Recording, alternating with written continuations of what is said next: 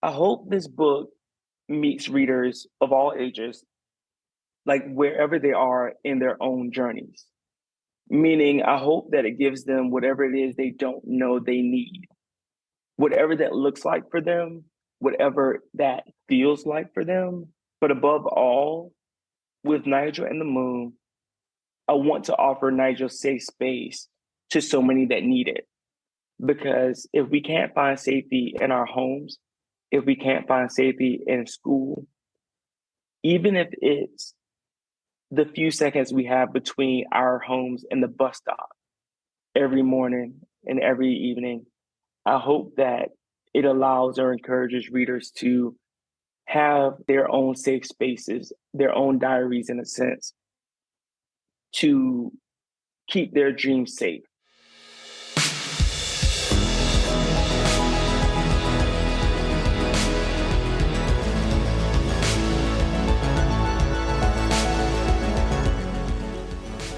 Hey everyone, I'm Bianca Schultz from the Children's Book Review, and this is the Growing Readers Podcast.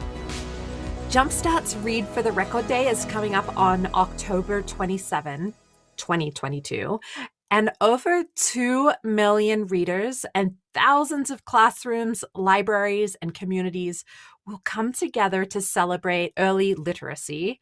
This year, the Jumpstart team is dreaming big as the book of choice for their worldwide shared reading experience is Nigel and the Moon. It's such a great initiative, and to show our support, today's guest is the author of Nigel and the Moon. It's a beautiful, beautiful book by Antwan Eady.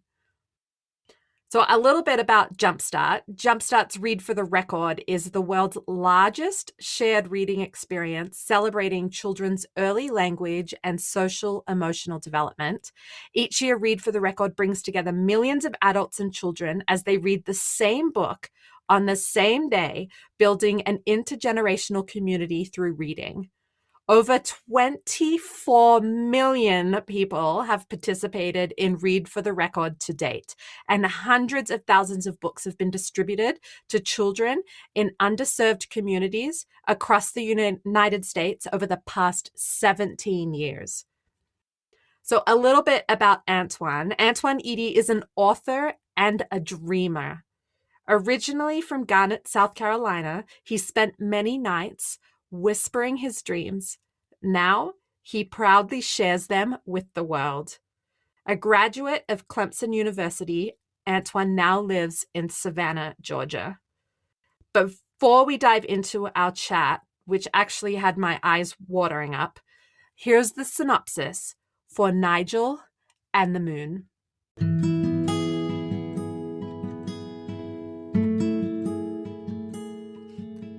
From debut author Antwan Eady and artist Gracey Zhang comes a glowing tale about the young dreaming big. A perfect story to demonstrate how pride in where we come from can bring a shining confidence. When Nigel looks up at the moon, his future is bright.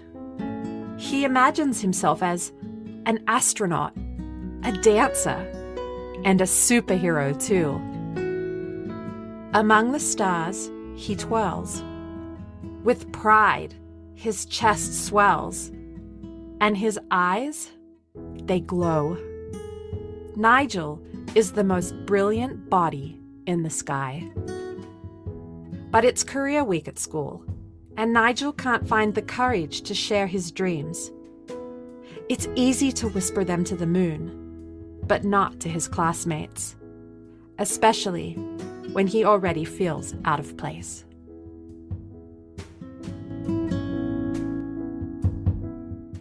Hello, Bianca. Thank you so much for having me. I'm excited to be here. Jumpstart's Read for the Record Day is coming up on October 27, and this year, the Jumpstart team has selected your book, Nigel and the Moon, for their worldwide shared reading experience. Congratulations. Oh my goodness. Thank you. It is incredible. I am still processing all of it, but I am eternally grateful for the opportunity to share Nigel with readers across the world, millions of readers. It's been incredible, and I'm looking forward to October 27th for sure. This is obviously the first time you're doing this. Do you have an idea of what your day will look like on October 27th? I will be doing events in Atlanta. I do know that. In October, I'll be on like a multi-state tour. So I'll be in New York, Cali, Atlanta, and one other area too that I'm forgetting right now. But on that particular day, I'll be in Atlanta visiting some of the Jumpstart sites and reading with all of the volunteers and young dreamers. And I'll just be on the go. Yes. That sounds like so much fun. And there's going to be so many lucky kids there and grown-ups who love picture books too. Well, let's talk about the book. We'll start with the classic question that authors always get asked. What inspired you to write Nigel and the Moon? Oh, I love this question. I love this question because there's so many layers in the book. And each of those layers came from a different inspiration. I always start with who I was as a young kid. I grew up in Garnett, South Carolina, and down the dirt roads of South Carolina, I would stare at the moon every night. I would sit on my parents' porch, and with my telescope, I would pretend to be everything that I wanted to be, right? And I would just use that darkness out there with just the trees. And I was able to imagine and dream big, but I was also inspired by grief. I wanted to turn my grief into something positive. What I thought about the kids that we've lost and those that we've had taken from us. I thought about Sandy Hook Elementary School. I thought about Gigi Bryant and the other students in the helicopter crash. I thought about Trayvon Martin. I thought about so many kids that we, again, either lost or have had taken from us. And I wanted to give them a place where their dreams could live forever. That's why there are so many different dreams in Nigel. But I was also inspired by the question, what would you like to be when you grow up? I wanted to challenge that question. I wanted to challenge the idea of that question. I wanted to see if I could offer a different way for us to ask young dreamers to talk about their dreams. Because I want it to be so many different things. And I've learned now as an adult that I didn't just have to be one thing. It's possible for me to be so many different things and to cultivate all of those passions. And we may dive into it later, but yeah, I've lived a few different lives in the sense of what I've done as my career. And now I'm giving all of my attention to being an author. So yes, thank you for that question. That was such a moving response. So my next question, and I feel like you partially answered this, but like, who is Nigel? What would you like us to know about him? And does he have a last name? Ooh, I love this question. Nigel is me, but Nigel is also you, and Nigel is so many of us that have had dreams, and so many of us that have had to tuck those dreams away, either to protect our dreams from the world, and to just give it a place where we could keep those dreams safe. Nigel's also the shy kid, right? The shy student in the classroom who's hesitant to raise their hand. Nigel's so many of us. Nigel's last name is Strong. And I love it because the idea of the last name came about when I wanted a powerful last name. And it just made sense to choose one like Strong because I see Nigel as a character who's strong. He uses the moon as his diary in a sense. The moon is that darkness, that safety that he experiences between himself and the moon, offers something to so many readers, and offers something to me because I didn't have the language for it when I was younger, but that distance, the darkness between myself and the moon when I was a young kid, that was a safe space for me. So in writing this story, I wanted to offer a safe space for so many readers around the world. And even if that darkness can't be their safe space, I hope that it at least allows readers to find the safe spaces within their own worlds. Your words and Gracey Zhang's beautiful art have such a classic yet contemporary feel. Tell me how you feel about the pairing of your words with Gracey's artwork. I am the lucky one here. Gracey Zhang is phenomenal, and I tell her this a lot. I was new and I still am new, but 2 years ago when I first sold Nigel to HarperCollins / Catherine Teagan Books and our editor Mabel Sue, when we sat down and thought about illustrator options, Gracey Zhang was someone that Mabel wanted to work with. And I was immediately blown away by Gracey's work because it does have that classic feel. And one of the things that I wanted to determine was, do we go with the commercial look or do we choose something that's like classic? And when we both agreed, it was just like this one day I woke up and was like, it's Gracey. And then the pressure was on because I was like, I hope she says yes, right? Because illustrators don't have to say yes to authors. So anytime an illustrator says yes to working with me, I'm honored because I truly adore their work and it just means the world to me. So the pairing, Gracey took the text above and beyond anything I could have imagined, honestly. She brought so much life into this story without us communicating. And I've listened to the Growing Reader podcast before, and I know some authors have had communication with their illustrators, some don't. Traditionally, it does not happen. But that's what makes this book so special to me because I had zero notes for Gracey Zhang, zero notes as far as when I would see the sketches. The only thing I had to offer were tears. I cried every time at every stage of the production when I saw the sketches that Gracey would send over because it's as if she understood my intentions from the words. And that just makes her phenomenal. It makes her such a brilliant creator because she's also an author too, but it makes her so brilliant in what she was able to do with Nigel and the Moon. When I'm reading books, I often will just jot down a thought or a feeling that I'm having. And I wrote down that the pairing of the two of you was like some kind of perfect divine intervention.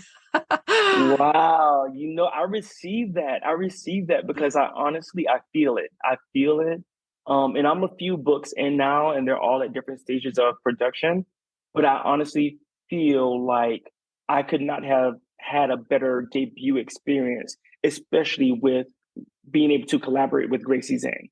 It does feel like that. Do you have a favorite quote or illustration? Ooh, I love this question. I do. Do you mind? Well, first I'll describe it. So my favorite illustration, I think it's maybe page 6 or spread 6. It's a spread where Nigel's arms are stretched toward the moon. And if you don't mind, I can read what's on that page. If that's okay. Yes, please do. All right. So it says, back in his bed, he searches for the moon. In the dark hue of the night, he finds it once more. And there, between the moon and him, his dreams are waiting. Tomorrow, I'll tell the world, he says, yet he quivers at the thought. So yes, that spread, I love it so much because it's one of the rare moments in the book where Nigel's earthbound, but the moon is so much closer to him.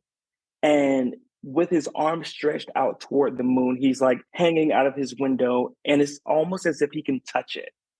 And I love that. I just love what Gracey did with that. And Gracey's so phenomenal that she even sent a print of that illustration to me, and I'm having it framed now. But she sent that to me because she knows it's my favorite. It's such a beautiful moment in the book, and I just have to comment that your reading of that was so lovely. One of my favorite things is to hear an author read their own words because of the choices and the moments of where they put inflection. And I loved hearing you read that. Now I want to hear you read the entire book, but we won't do that today. Thank you. That's for October 27th. Absolutely. I'm a huge fan of the entire book, and I really loved the first 2 pages. The first spread is Nigel staring at the great big moon with the words, "At night, he tells the moon his dreams, and here his dreams are safe." And now that I've heard you speak and up front at the beginning of our conversation, I do see this. This is you. And like you said, it's every child. And what an amazing concept that the moon is, in a sense, a diary where you can share and your dreams are safe. So I love that moment. And then Thank you. you're welcome. The second spread where Nigel is seen floating, dancing, and zooming across the night sky as an astronaut, a dancer, and a superhero. I loved Yes. that embodiment. As parents, as grown-ups, as adults, we do always ask that question. So what do you want to be when you grow up? And it's such a Hmm. almost it's an impossible question for a child to answer, and it's so limiting. I love that you showcase that childhood is about embracing all the possibilities. And I always feel so sad that as adults, we shut that down. So do you have any other thoughts on that? Oh my gosh, thank you for pointing out both of those points that you've made. I will say too that that opening line, that was what created the book. Because I'm a full-time author now, but at the time I was working in animal medicine. And I was just going throughout my day working, and that line came to me, that opening. It was at night I tell the moon my dreams, and there my dreams are saved. Because initially I was writing from first person, and I wanted to explore who that character was. And that's what birthed Nigel and the Moon, that exploration, that desire to know who is this character and why does he feel as though that distance, that relationship with the moon is what offers him safety.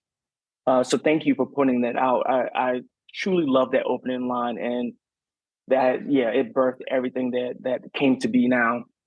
The next part I will tell you with the line that says, "Hi, my name's Nigel, and I'm an astronaut, a dancer, a superhero too." That part, someone pointed out to me recently that all of those dreams actually are careers that kind of lift Nigel off the ground. They're aerial in what they offer. Even a dancer, because he gets to like jump off the stage and he's taking flight for a little while. And I never realized that until a few days ago. Never realized that. And it was one of the most beautiful realizations for me. And to have a reader see that, it meant so much to me, it means so much to me. And the other point that you made about how that question can be limiting is sometimes when we ask, what would you like to be when you grow up? It also tells young dreamers that they have to wait until they're a certain age before they can live out their dreams. And yes, that's true for certain careers, certain things. But what if we get to be on that path now? What if we get to live out some of those dreams now at the ages that we are? Because it makes it seem so far off. And yes, it is. And yes, I would still love for our young dreamers to be young dreamers, right? And not to just dive into a career, but to make sure it's something that they love, that they're passionate about. We can explore it at a young age. So I would love to say, like, what are you now? What would you like to be now? And that's why Nigel tells us, like, I'm an astronaut, I'm a dancer, and I'm a superhero. He's not saying one day I will be an astronaut, one day I'll be a dancer. So yeah, I love that you pointed it out and the ways in which that question can be limiting.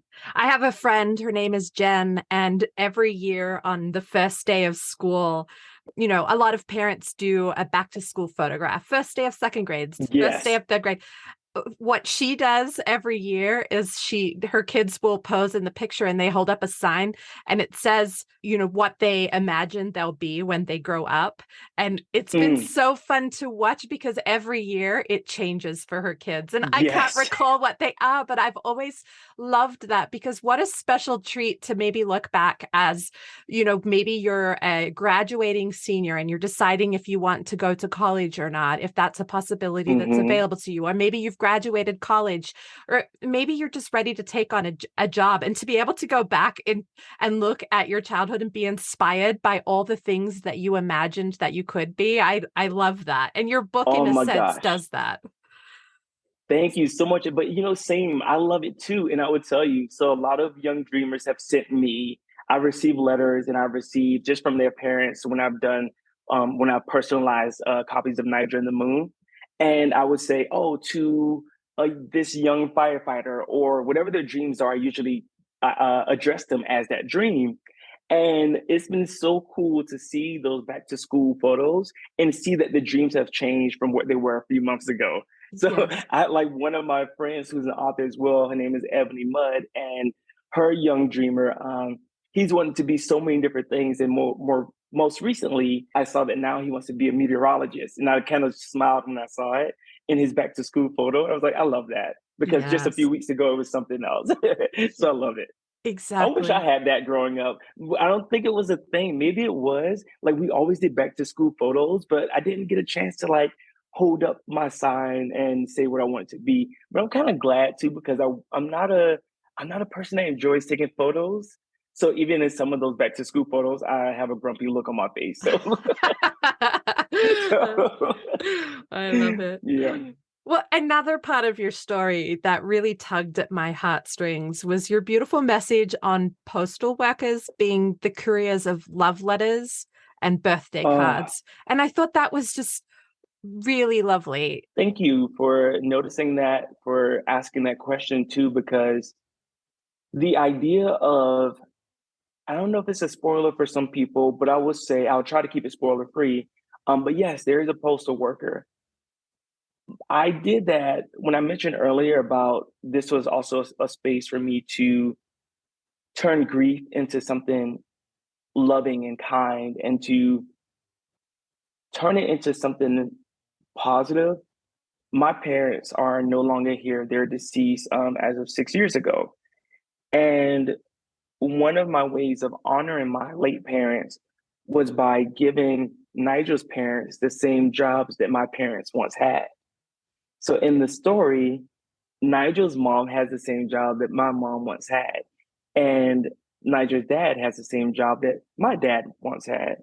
We called those employees now essential workers during the pandemic. But this book was written before the pandemic, and I always saw them as essential. I always saw them as ordinary people doing extraordinary things.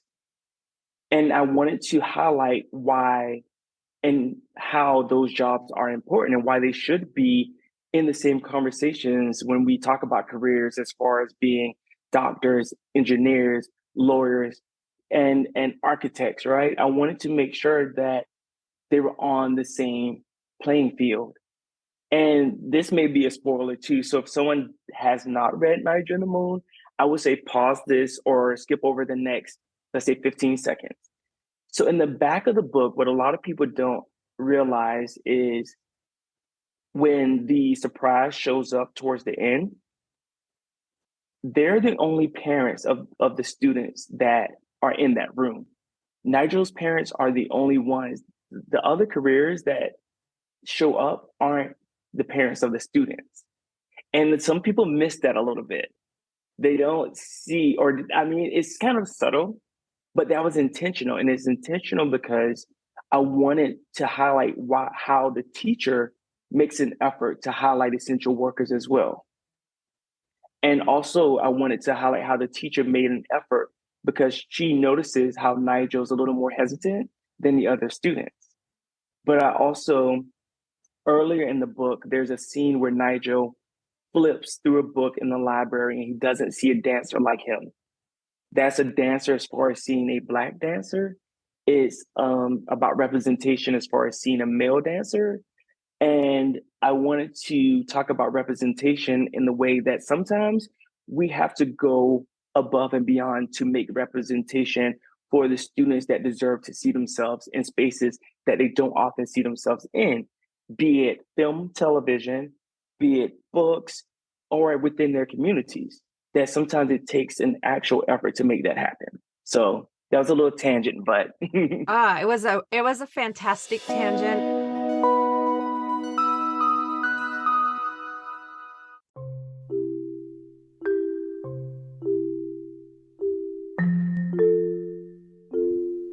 We'll be right back after this message from our sponsor. Today's episode is brought to you by Don't Wake the Dragon by Bianca Schultz. And yes, that's me. If you're looking for ways to help create a bedtime ritual your children will look forward to every night, I have the book for you. Don't Wake the Dragon is an interactive bedtime story featuring a sound asleep dragon who, under no circumstances, is to be woken up. Children are tasked with checking in on the sleeping dragon as the castle cook drops his pots and pans and when the knights throw a loud birthday party. It isn't until the whole kingdom settles down that the dragon wakes up, though. And what is the kingdom to do? Designed to be read aloud and interacted with, parents will take pleasure in the playful text as much as children will enjoy gently rocking the book from side to side as they sing the dragon a lullaby. When the story ends and the gentle lullaby is repeated, the dragon and the child is encouraged to drift off to sleep.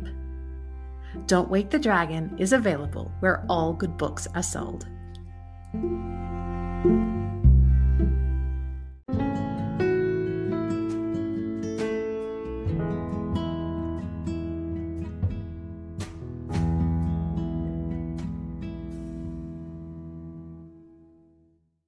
I don't want to add spoilers, but I will just say it's such a celebratory ending and it is so incredibly heartwarming.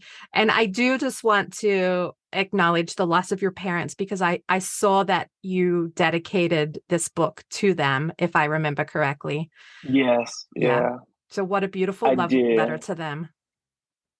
Thank you. Honestly, it's everything about me being in this moment, being in this conversation with you currently, it is because of them. And I wholeheartedly believe that. I always say that had I dreamt 1,000 dreams, my parents would have supported me 1,000 times. And oddly enough, one of the things that brings me comfort, because this moment could have been more bitter than sweet, because I wanted them to see this book. I wanted them to see me as an author. But a part of me finding comfort in this space is the fact that I know they saw this life for me well before I could see it for myself. Long before I could see me being an author, they already knew that it was going to happen. And not just in the sense of me assuming that, but they would tell me. They would literally tell me, you're going to do something special with your writing. And my mom actually told me that a week before she passed away unexpectedly. We were just chatting one day. And at the time, I wasn't writing. I hadn't written in weeks or months. And I didn't know if I would do picture books. I was trying to work on a novel and a screenplay. And she just saw me going into work every day, feeling happy, but not feeling 100% fulfilled. And she called me Twan. And she said, Twan, I don't know what you're going to do with your writing, but you're going to do something special one day. I was like, oh, thank you, Ma. And I mean, a week later when she passed, and even then, it still took years. That was 2016. And it wasn't until 2019 when I started writing and realizing my place in publishing and learning about publication. 2019 was when I met a young Black author for the first time that turned my far-fetched dream into an actual goal.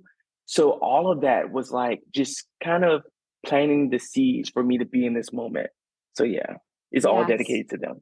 Well, I want to thank your mom for being so encouraging because we get to bear those fruits. So, well, thank you.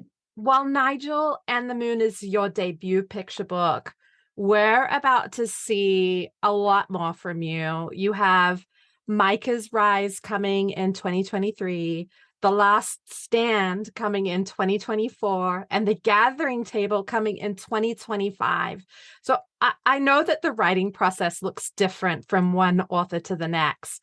So since you've clearly been writing for a long time and you obviously write a lot, are you someone who chooses to write every day, or do you have writing streaks and then take breaks? Like, how does it look for you? I love that. And thank you. I guess I've been busy a little bit. And, just a shout out to the illustrators again that have said yes to collaborating with me. With Micah's Rise, it is being illustrated by Ricardo Edwards. With The Last Stand, it is being illustrated by Jared and Jerome Pumphrey, the Pumphrey brothers. And with The Gathering Table, London Ladd said yes to illustrating. I write a good bit, and I will tell you too, there are a few projects in between that I can't announce yet, but I think one is being announced soon. That's coming out early January, January 2024, and it's not a picture book, so I think that's kind of exciting too. That's very exciting. Thank you. I take breaks, and I now recognize that there's a privilege in doing so. I'm not an author that writes every day, especially with my debut experience. I've learned now that there's so much involved with being an author, where we do have emails, we have meetings, we have so much other things to take care of that sometimes we just can't write every day. So I've learned to take breaks from physically writing on days I'm not feeling it. And I've learned too that those breaks have served me well. And I was once a person that as soon as I finished a project, I had to move on to the next. For example, I completed a picture book manuscript recently after, a year and a half of actively working on it. It was the most challenging picture book I've ever worked on in the sense of like structure and just trying to get the story right and trying to understand the story that wanted to be told versus me trying to tell a story. And honestly, it took 51 or 52 drafts. So finally, I think around July, I sent my last revisions to my agent, and we were like, oh, this is it. This is the one. He loved it, sent it off, and it was sold. And now for like the next few weeks, I started feeling guilty because I wasn't writing. And it was slowly creeping up, that idea of like, am I being productive? Even though I'm doing a tour right now, even though I'm having a conversation with you right now, and I've been doing school visits and events, I started feeling guilty because I hadn't written in maybe 3 weeks at that time. And I had to remind myself, like, no, you literally just completed a project, a book that took you a year and a half. The longest it's ever taken me to get the story right, 51 or 52 drafts later. And I was like, give yourself a break. Like, it's okay. And like I said, I do recognize that there's a privilege in that, because oftentimes writers will say, write while you wait, right? Like if you're waiting on submission, if you're waiting to hear back from an agent, people say write while you wait. It's easier said than done. And it's also easier to do when you're not worrying about finances, when you're not worrying about, just your livelihood. There's so much of it, that advice that comes from a place of privilege. And I recognize now that I get to do this full time, that there's a comfort because I know when my payments are coming, that there's a comfort in that affords me the opportunity to write while I wait, or to take breaks when I don't feel creative enough. And in those breaks, I've been watching TV shows, and I've been like just experiencing life, and those breaks always serve me well. So I hope it continues to, because something about stepping away for a little while and then coming back to the page when I'm ready, it is a gift for me. I kind of heard like a tinge of occasionally you feel like maybe some guilt for taking the break. But I'm thinking, I have an analogy that's coming to my mind where yes, foodies and we're talking about children's books here, but wine drinkers, they all say before you move on to your next meal or you pick up the next glass of wine, you're supposed to cleanse your palate. And I see your breaks, and I take breaks. It's sometimes a celebration. It's a celebration of what just was. And then you can be cleansed and free to think about what will be. So I'm all up for the breaks. I like breaks. That was beautiful, Bianca. Thank you. Woo! Yeah, thank you. And you know what I love too, because now that's something that because I didn't have the language for it until just now. So even that analogy, that's something that I will carry with me when that guilt does creep up, because it's inevitable. It rears its ugly head oftentimes. Like as soon as I'm taking a break or watching a TV show that I'm really into, it could be during the break, that small second between episode changes, that I'm like, I should be writing. But like you said, the cleansing of the palate, like that appreciation for what was, that is a beautiful, beautiful analogy. So to be a writer, it's often said that one should be a reader first. But after speaking to so many authors over the years, while most authors as adults consider themselves a reader now, not all identify with being a reader as a child. And ahead of our chat today, you mentioned that your access to books as a child was limited, with the nearest bookstore being almost 2 hours away and the nearest library being 10 miles away. I'm curious if your experience of limited access to books has influenced your thoughts and desire to work with Jumpstart, since they are committed, thankfully, to providing equal education opportunities to young children in under-resourced communities. So what does it mean to you with your childhood having limited access to bookstores and libraries? Like, what does it mean for you to be able to partner with Jumpstart? That is why this is so hard for me to process, because my goodness, it could not have been a better organization, right? For one, that an organization that provides high quality books to underserved communities. It is literally what I needed growing up. It's an emotional one. It is an emotional one, but it feels right. I realize now too that I wasn't a traditional reader in the sense of being able to walk to a bookstore, walk to a library. We don't have stoplights in my area that I grew up in my hometown. It's a majority of it's dirt roads. There was one store, and it wasn't a gas station. It was my cousin's store that we would get snacks from. So it's a very rural part of South Carolina. But it means a lot. It means a lot to have Jumpstart reach out for this collaboration, because they didn't know that about me. And what's even more special is that Nigel and the Moon was voted on by Jumpstart sites and volunteers and librarians. So I'm still processing it, and I still, for a period, I struggled with the idea of calling myself a reader, because a lot of authors read way more than I do, and they read the classics, or what people consider to be the classics. But I will say that in my house there was always music. My mom always played Motown, so Aretha Franklin, The Temptations, and those are stories in those songs. Same thing with country music. There's so much storytelling that takes place.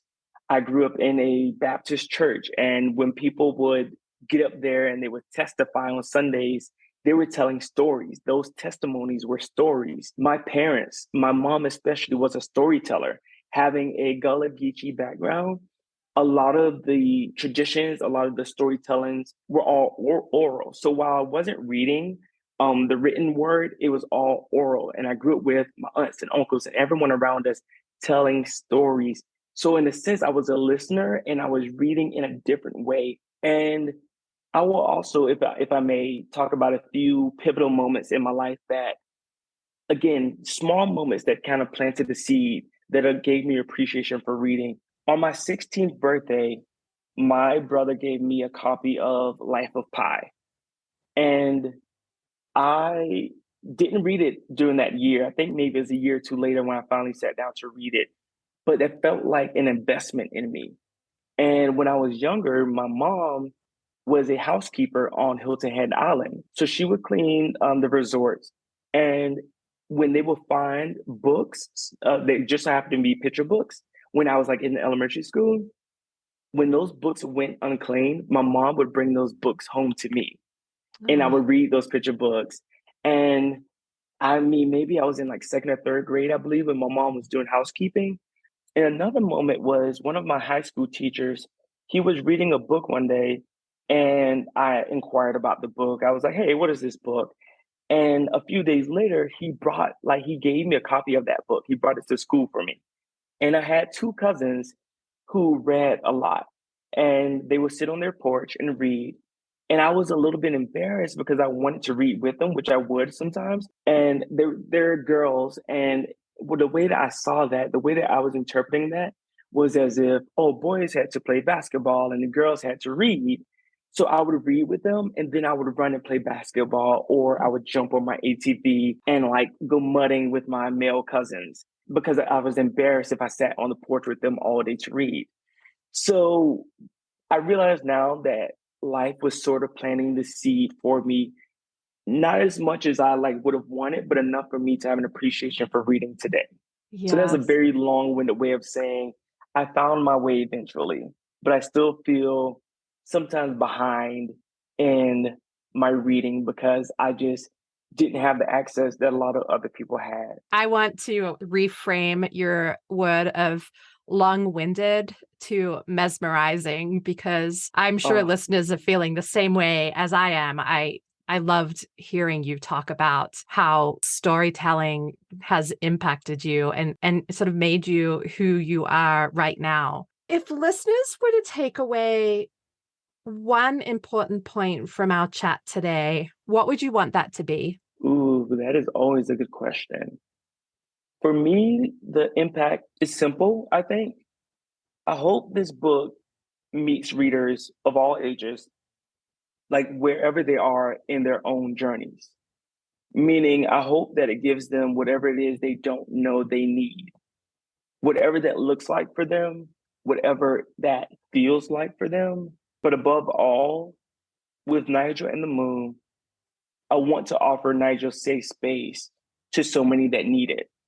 Because if we can't find safety in our homes, if we can't find safety in school, even if it's the few seconds we have between our homes and the bus stop every morning and every evening, I hope that it allows or encourages readers to have that their own safe spaces, their own diaries in a sense, to keep their dreams safe.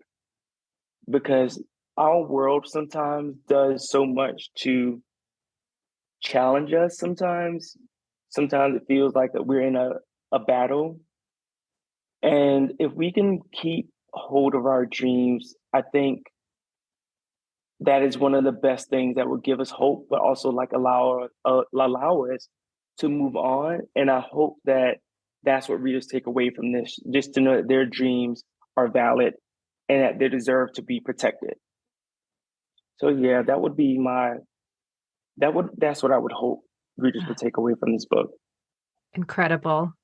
I really enjoyed these words shared on the Jumpstart website, inviting readers to join the Read for the Record Day shared reading experience. They wrote, "This fall, we invite you to meet Nigel, his loving family, and his supportive community. Together, we will honor the diversity in our world, celebrate pride in where we come from, and uplift the essential workers in our communities." I loved the way they kind of just encapsulated what readers can expect from your book. But I've popped the link to Jumpstart's Read for the Record Day page into our show notes so everyone can learn more about participating and how to order the Jumpstart special edition of Nigel and the Moon. But I do just want to say before I go, and then I'm going to give you an opportunity in case there's anything extra you want to share. But Antwan, I came to this conversation knowing that I loved your book and knowing that I really appreciate what Jumpstart does. But what I didn't know was how much gratitude I was going to feel from just having this conversation with you. In fact, my eyes are tearing right now. This is bizarre, but I really just loved this conversation. So it's been special for me. Thank you so much for coming on today. And I want to leave you the opportunity to share anything else that needs to spill out today. Wow. Just to say thank you again for having me. This is my first podcast focused on books. And I came into this having listened to your previous episodes, and I've quickly become a fan. So I came into this being very nervous. I'm a shy guy, so I always tell people, even during my school visits, that I'm sort of like Nigel in a sense. But you made this such a welcoming space, a comforting space, a safe space. So thank you for what you do in the book community in publishing. I want to definitely encourage people to visit the link. It's jstart.org. And I know you added to the show notes to join us on October 27th for Read for the Record. And just a major thank you to my publisher, HarperCollins, Catherine Teagan Books. Thank you to Mabel Sue, Gracey Zhang, to my agent, Stephen Mock. And I would love to use this opportunity to also thank the readers.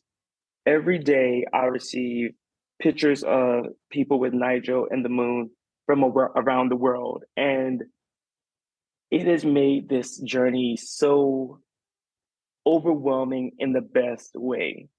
I get to smile, I get to laugh, I get to cry, and I just thank the community for receiving me in such a loving and kind way. And I hope to do this for forever because I truly, truly feel as if where I'm at is where I've been like meaning to be all along. Every small moment, every delay, every peak, every valley has been leading me to this moment. And I look forward to having readers follow my journey with the other books that are coming as well. And thank you. Thank you again, Bianca, for having me, truly. Thank you so much for joining us on this quest for growing readers. Be sure to check out our show notes. You'll find links to order a copy of Antwan Eady's Nigel and the Moon, and you'll be able to find the link to learn more about Jumpstart's Read for the Record. If you like this show, remember you can hear it on Apple Podcasts, Chromecast, Spotify, or anywhere else you enjoy listening. Subscribe to the show to get new episodes as soon as they launch. If you're enjoying our book chats, please leave us a review, and while you're at it, tell a friend to come and have a listen. Heck, tell 5 friends to come and have a listen. The Growing Readers podcast is a production of the Children's Book Review. To discover more fantastic books, I hope you'll visit us at thechildrensbookreview.com.